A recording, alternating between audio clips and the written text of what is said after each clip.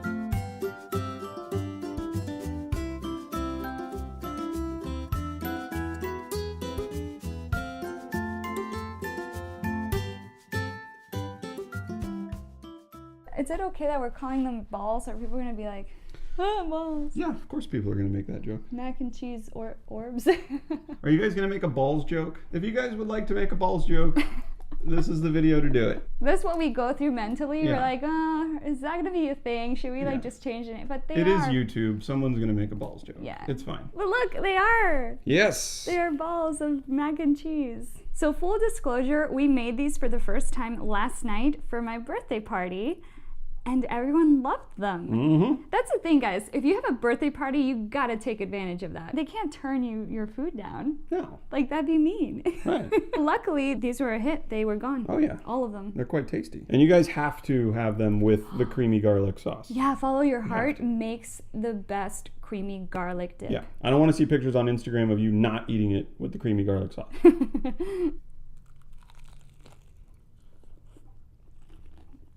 Mm-hmm. Look at this. It's great.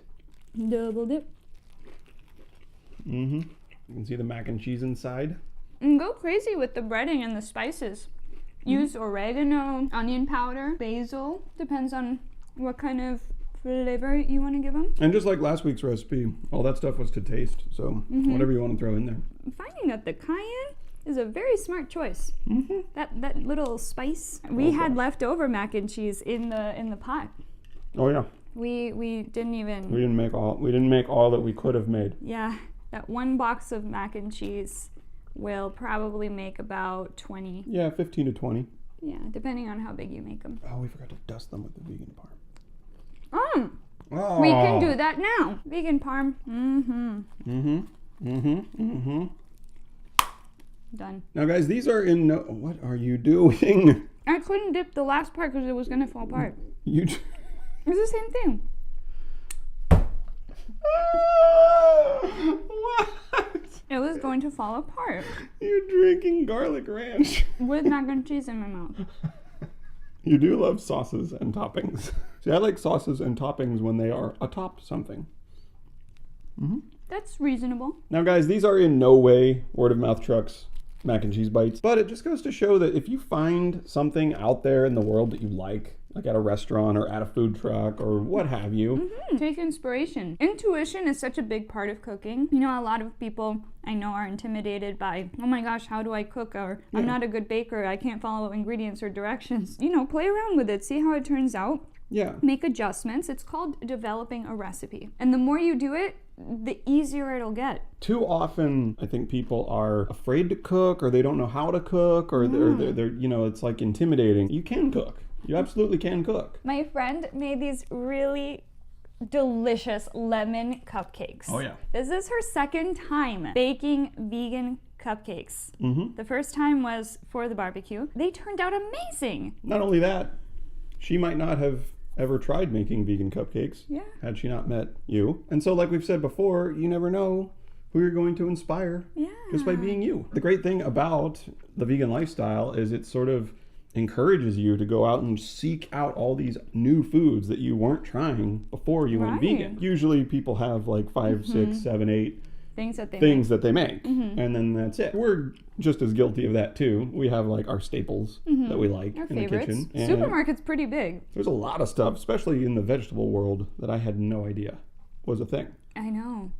Until I went vegan. And another great tip we can give you guys is when you go to a restaurant, look at the menu. It usually tells you what's in the food that you're getting, sometimes in very specific detail. So take a little picture of it, write it down, memorize it, and go home and try it. Or ask. The waitstaff is usually more than happy to tell you if you're like, my gosh, this soup is so good. What is that? Yeah. They'll tell you what's in it. They're not afraid of you stealing their recipes. It gives you all sorts of inspiration to work with when you're back at home. Because that's ultimately the cheapest way to eat too. Is to make it yourself. To make it yourself at home.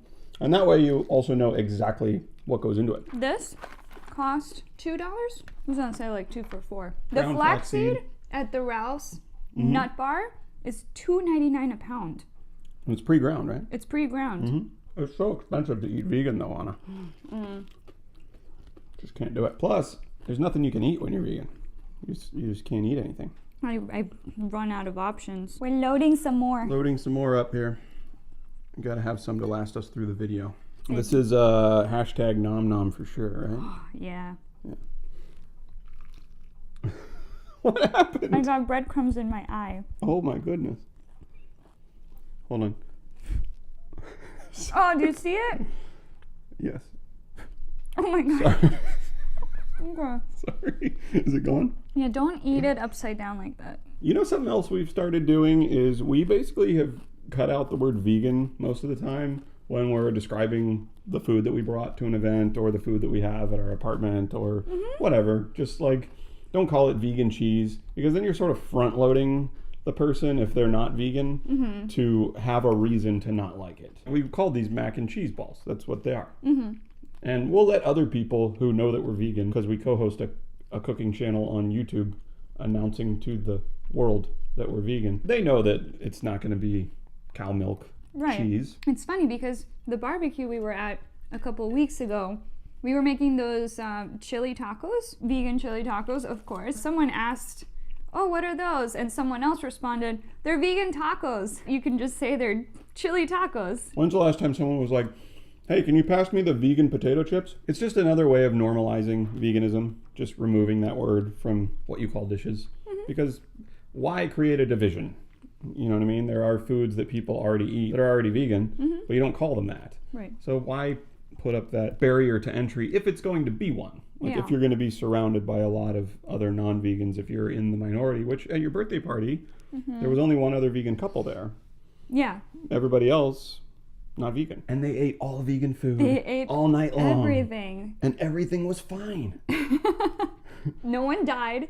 No one woke up this morning saying, I really wish those had been real cheese puffs. I wish I felt like in the morning.